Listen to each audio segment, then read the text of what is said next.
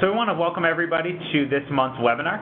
This month we are going to talk about the building custom fields and just some more advantages to combining custom fields and advanced searches, and just some housekeeping ideas of how to use different advanced searches that you might not be familiar with. As always, you are joined by myself, Ari Fleeman, and the wonderful Director of Marketing, Amanda. So as we kind of talked about, again, we have some quick housekeeping things. You're probably familiar with most of it. Then we'll jump over to the demo site where we'll go through custom fields. So a lot of this will be kind of, a refresher from administrator training, so how to create custom fields, but we'll also go through a little bit of best practices, and then getting into using custom fields for advanced searches and some best practices around advanced searches as well. So now we are going to get into custom fields. So I'm going to get over to our demo site. So again, most people, if you've been part of our administrator training or you've used the system, one of the things we really try to focus on and really try to show you as a big advantage is custom fields. As an administrator, you have the ability to create custom fields in multiple parts of the system, and you have, for a better lack of words, sole ownership of the creation and management of those custom fields. Some highlights of those is, you can create a custom field at the account level, at the contact level, opportunities and quotes all have custom fields. And if you do use our service module as well, those will have a custom field. Once you get used to creating a custom field, it is very easy to create them in anywhere in the system. So again, we just kind of wanted to walk through some ideas of, creating those types of custom fields. There are multiple types of custom fields we'll get into, but we wanted to go through kind of some examples as well. So one example we know that is kind of a really good one would be at the account level, would be something like a lead source. So maybe if you are bringing in prospects or your users are creating new prospects, you want to capture how they're finding this lead or how they're finding this prospect, so that you can kind of tailor maybe some marketing campaigns or additional reporting or anything like that to use that.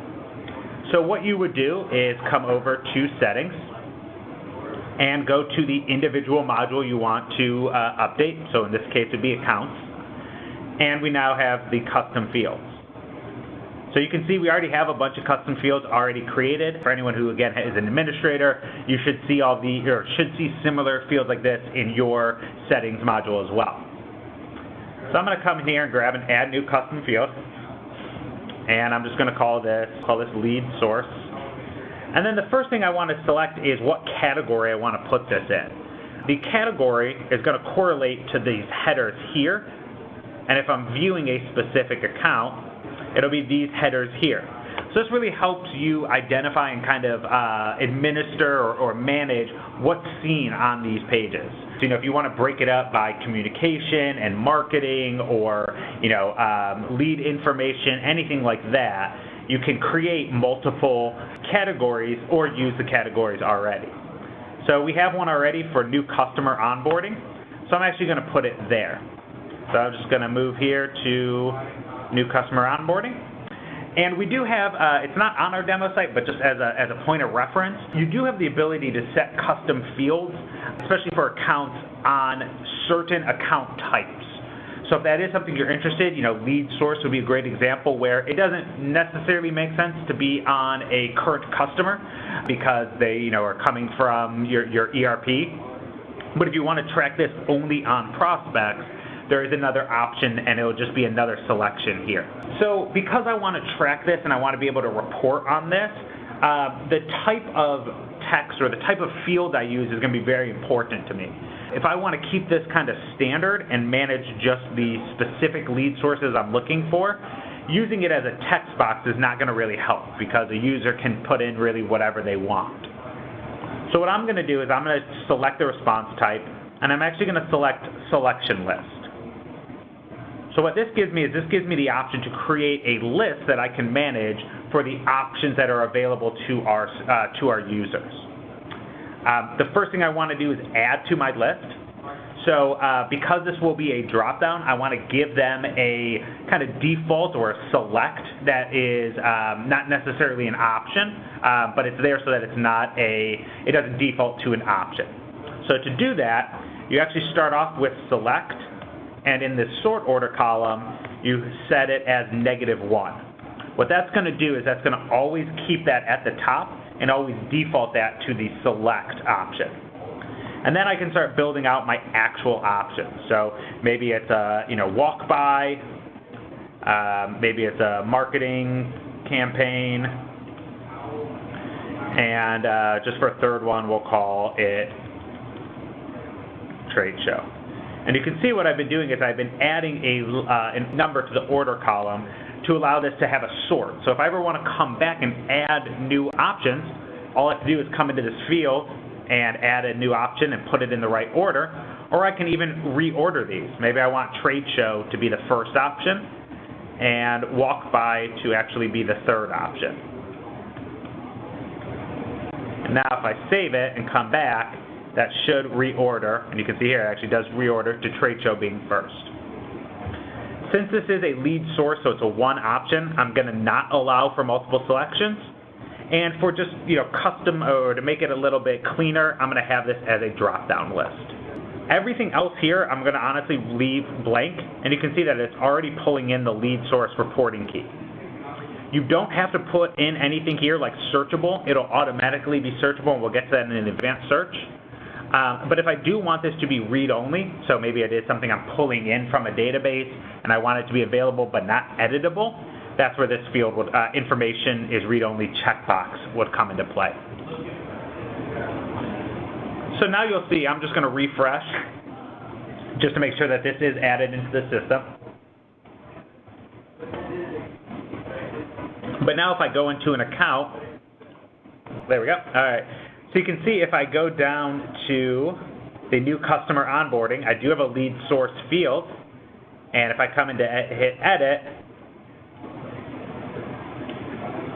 it's set to select like we wanted it to, and now I can select a different option. So now let's say trade show.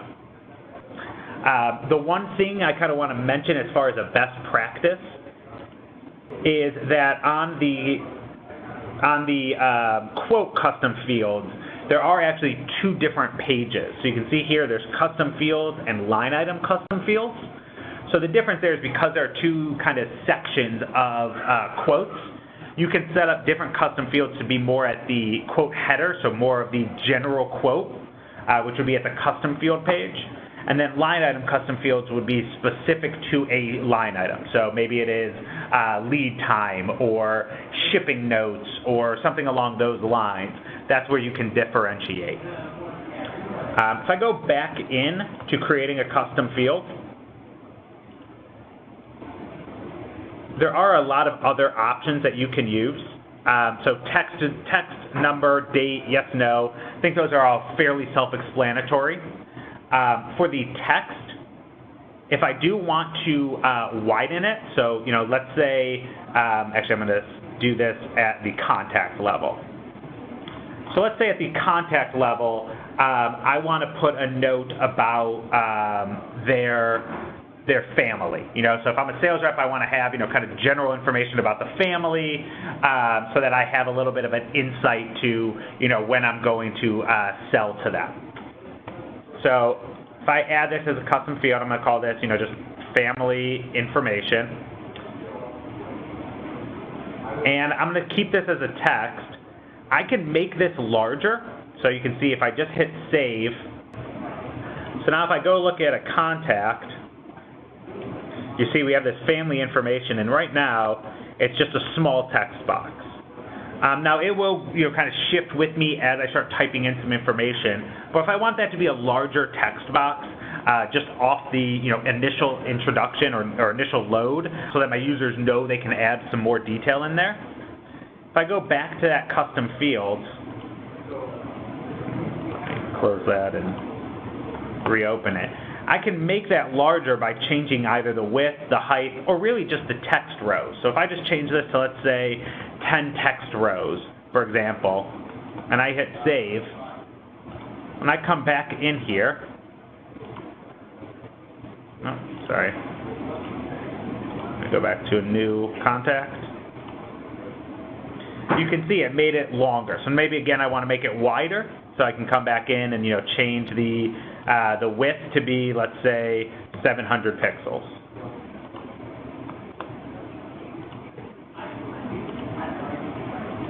And again, now if I open up a contact, you can see I made it much larger. So again, just some quick ways to play around with things like the height and the width, especially around text fields. So we talked about that. We did talk about the selection list.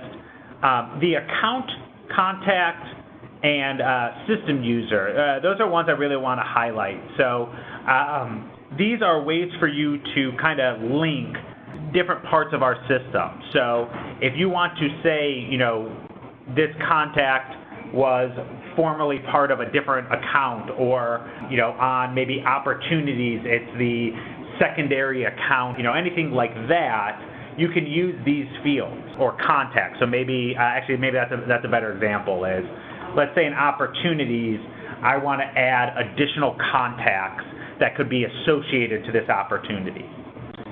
So, again, I'll go to a custom field in opportunities, and I'm going to add a new custom field, and we're going to call this additional contact number 1. And I just have to add it as a contact, so that now when I go into an opportunity, you can see I have this additional contact that should pull in these. And apologies, don't know if I can click on that from here. But again, that's how you would link it together. There is a note on that just as far as our system goes, if you are adding a custom field and you want to use the account option, you cannot use that in the account module. You can't have an account associated to another account, if that makes sense. The system users, these are going to be actual users in your system, obviously with system users. You can see here that you can actually limit it to different options. So maybe on an account you want to have product specialist, and you want to have that as a custom field to say who's going to be the product specialist on this account. You can set that to be either all users in the system, whoever is in the system, their direct reports, or a specific role, which is based on security roles. So like I said, you can use product specialist. And that's really custom fields in general. Again, there's some housekeeping we could talk about through there. We did talk about being able to have it at multiple or single account types. Also kind of note that if it does get to the point where you create a lot of custom fields and a lot of custom sections, and your users have to scroll a lot, we can set up a configuration to hide some of these, or to just display the headers and have them click it to open it, and that'll kind of keep the page a little bit smaller. All right, so now that we have some custom fields built, we can now use those for saved searches. So whenever you create a custom field, whenever you go into the locate, that custom field should now appear under the advanced search. So if I scroll down and go to the new customer onboarding, you can see I have that lead source now as an option. So I can go in and do run a search on lead source for a trade show. And I'll run it quickly, and only one person is going to appear. But again, at least it's a quick way to do that. So that's really the advantage of custom fields, is not only being able to capture that data, but that data becomes reportable as well. Some things to note on advanced searches or on the locate. There is anyone who's been using this and has seen like an analytics filter or anything where you're doing based on a date.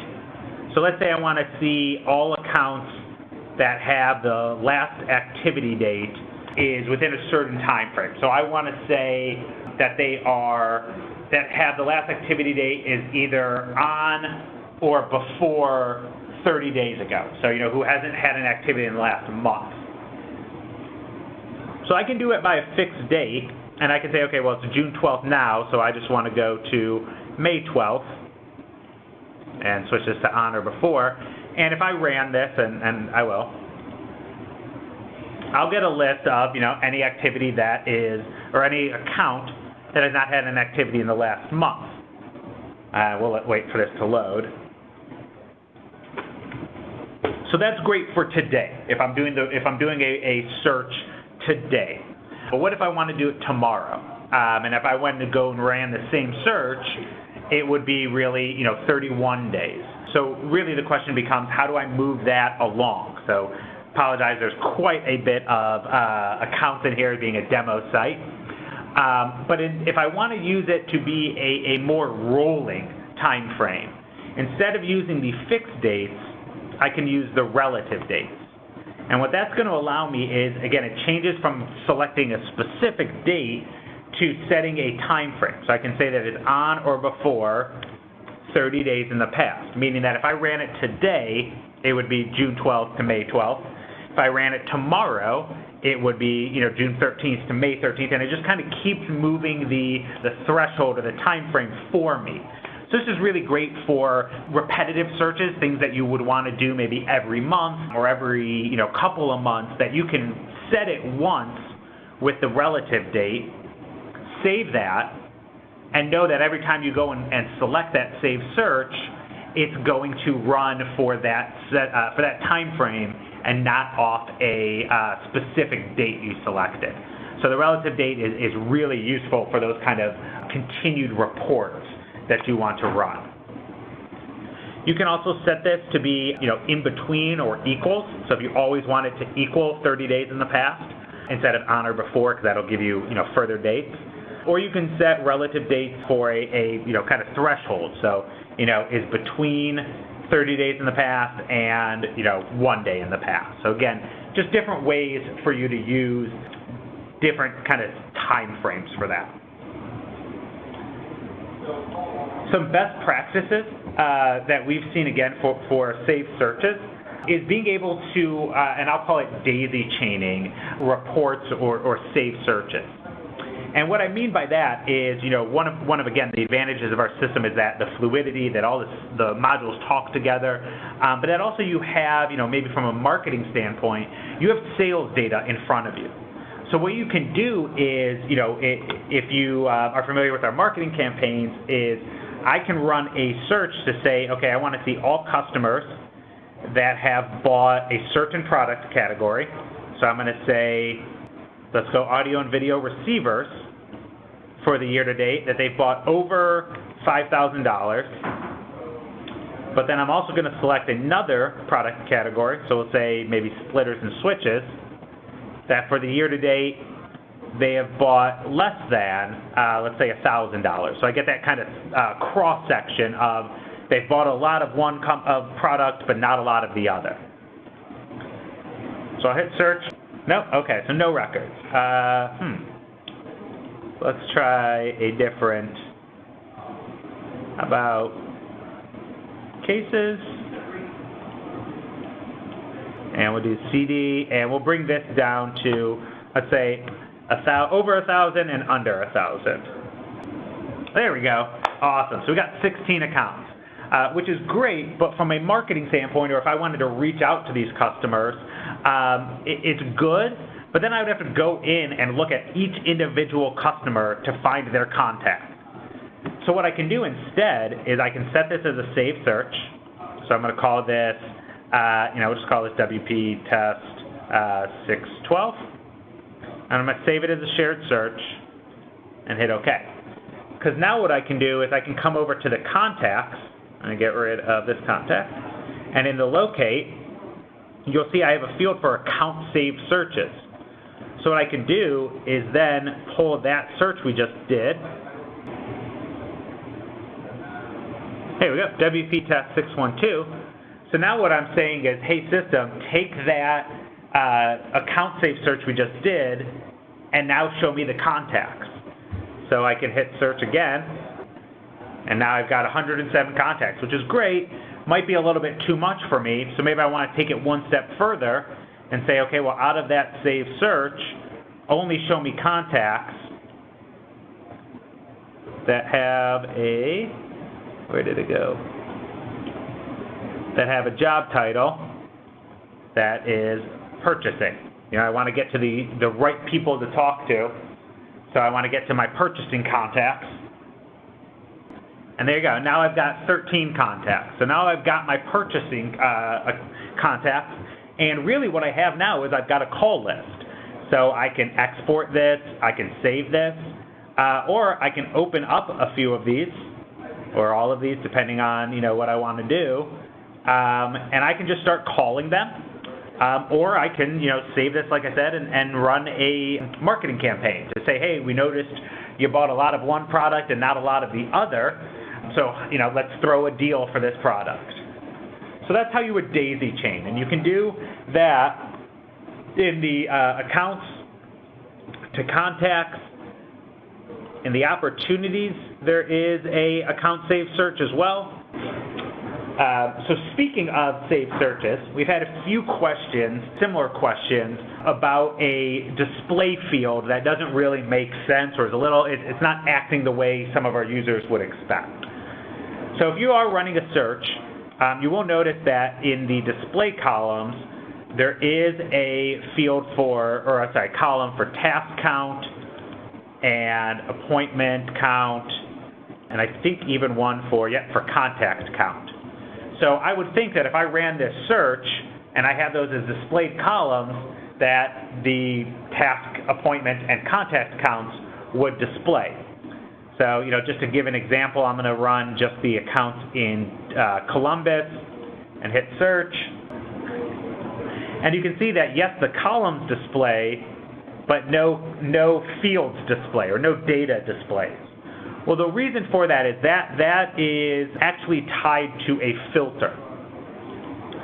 So under advanced search, there is an activity counts filter that you'll need to select as well.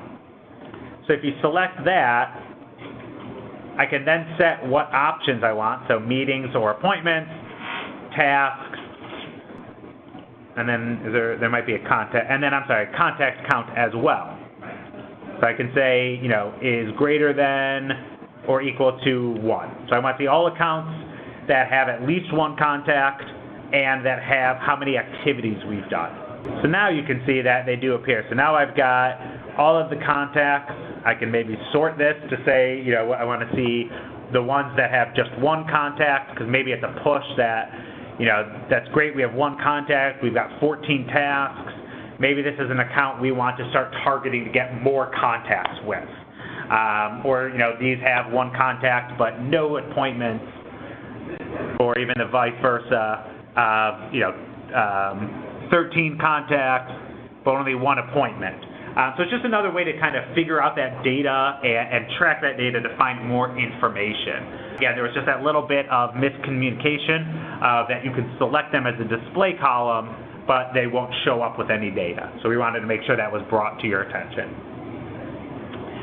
And that is really the whole webinar. So that is custom fields and advanced searches. I do know we went over this kind of quickly. You know, again, being an admin webinar, you know, a lot of you should be exposed to this already. If you're not, as always, please feel free to reach out to us with any questions. And do we have anything? Oh, just the closing. Yeah, so we'll just get to the closing real quick. Yep, so as always, I'll send you a thank you with a link to this, and then you can access it through there, and then as always in the resource library. And again, if you have any questions, please feel free to send them in to either Ari or I or to the account management email. We both check it, so we will see if you have any questions. But thank you for joining us today, and we will look forward to seeing you on the next one. Thanks, everybody.